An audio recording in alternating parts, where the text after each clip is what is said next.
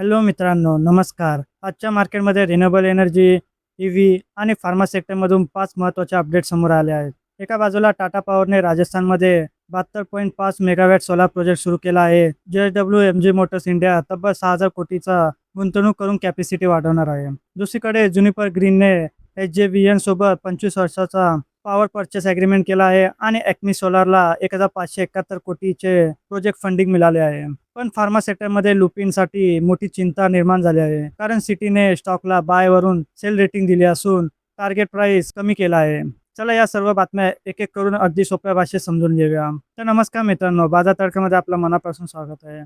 चॅनलला नवीन असाल तर चॅनलला सबस्क्राईब करा आणि बेल आयकॉन प्रेस करायला विसरू नका. चला सुरुवात करूया. पहिली आणि सर्वात महत्त्वाची बातमी म्हणजे टाटा पॉवर रिन्युएबल एनर्जीकडून. तर टाटा पॉवरने राजस्थानमध्ये बिकानेर येथे 72.5 मेगावॅटचा सोलार प्रोजेक्ट कमिशन केला आहे.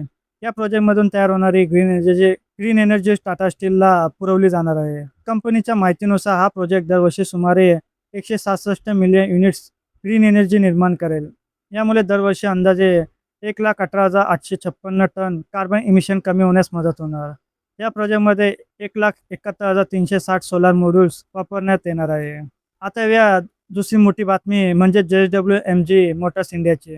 JSW मोटर्सने त्यांच्या वेंडर्सकडून भारतातील कॅपॅसिटी एक्सपान्शन आणि ऑपरेशनसाठी जवळपास 6,000 कोटीचा गुंतवणूक केली जात आहे. यामध्ये कंपनीची गुंतवणूक सुमारे 3,500 कोटी असेल, तर वेंडर जवळपास 2,500 कोटी गुंतवणूक करणार आहे. या इन्व्हेस्टमेंटचा मोठा भाग गुजरातमध्ये हालोल प्लांटची कॅपॅसिटी वाढवण्यासाठी वापरला जाणार आहे. सध्या हालोल प्लांटची कॅपॅसिटी 1.10 लाख व्हेकल प्रतिवर्ष आहे.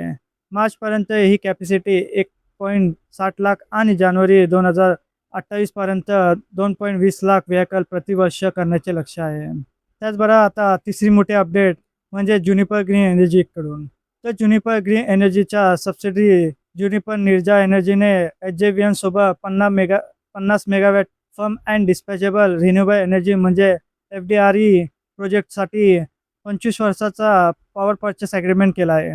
या ॲग्रीमेंट अंतर्गत टॅरिफ ₹4.25 प्रति युनिट निश्चित करण्यात आला आहे. या प्रोजेक्टमध्ये सोलार एनर्जीसोबत बॅटरी एनर्जी स्टोरेज सिस्टम म्हणजे BESSचा वापर केला जाणार आहे. ॲग्रीमेंटनुसार पीक हॉर्समध्ये 4 तास सप्लाय आणि दर महिन्याला 90% अवेलेबिलिटी राखण्याची अट आहे.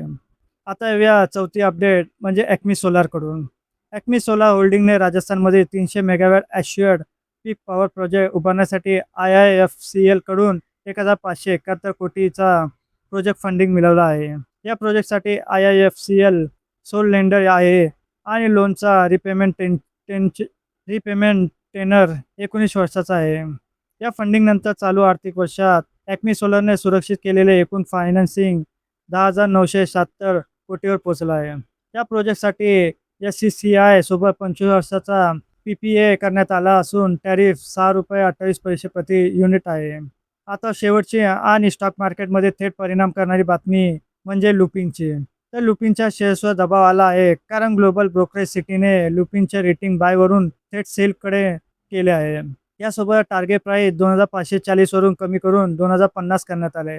डाऊनग्रेड नंतर लुपिनचा शेअर इंट्राडेमध्ये ₹1.84 घसरून 2,144 वर आला आहे.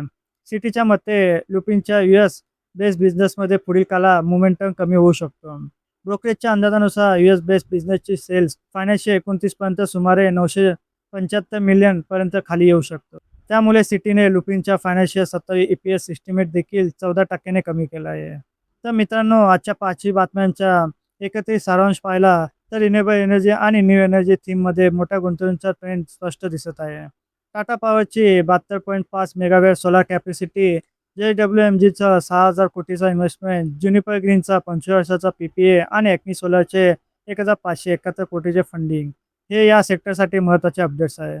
पण दुसरीकडे लुपिनसाठी सिटीचा सेल कॉल कमी केलेला टार्गेट प्राइस आणि US बेस्ड बिझनेस या मार्जिन बाबतीचा चिंता हा निगेटिव्ह ट्रिगर ठरला आहे.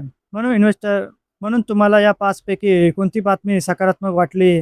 तुमचं मत कमेंटमध्ये नक्की सांगा. अशा महत्त्वाच्या शेअर मार्केट आणि बिझनेस न्यूजसाठी मराठी जाणून घेण्यासाठी बाजार तडका चॅनलला सबस्क्राईब करा आणि बेल आयकॉन प्रेस करायला विसरू नका. आणि व्हिडिओ आवडला असेल तर लाईक करा, शेअर करा. पुन्हा भेटूया पुढच्या व्हिडिओमध्ये. धन्यवाद.